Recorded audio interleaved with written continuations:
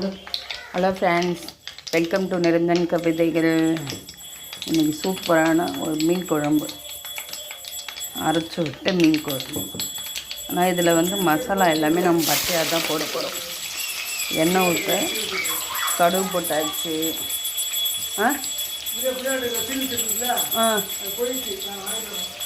போடுறேன், ஆன்லைனில் பார்க்குறேன்.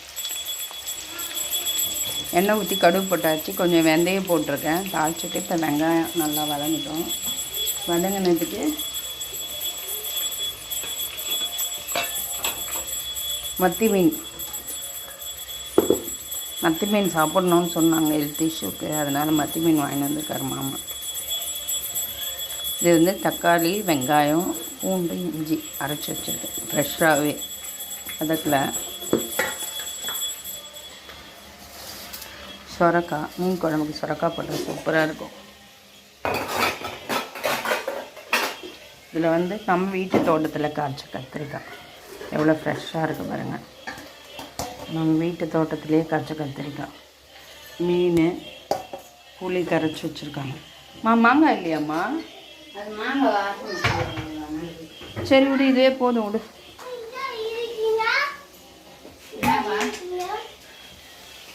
இப்போ வெங்காயம் வதங்கின்னு இருக்குது, நல்லா வதங்கின்னு இருக்குது.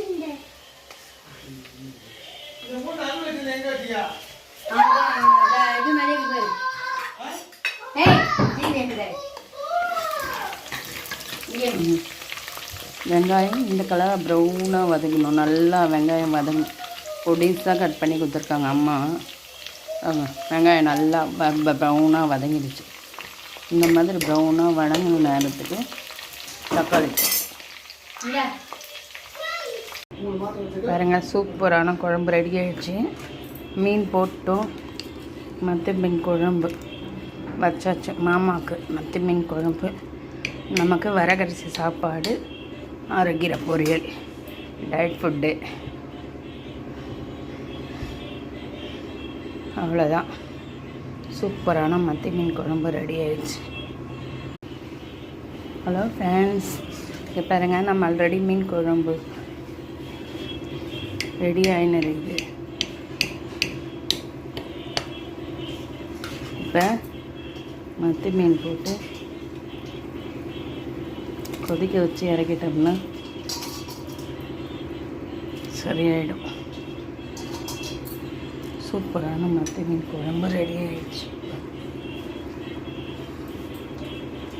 மாத்துறாங்க, வெளியே வை வரேன்.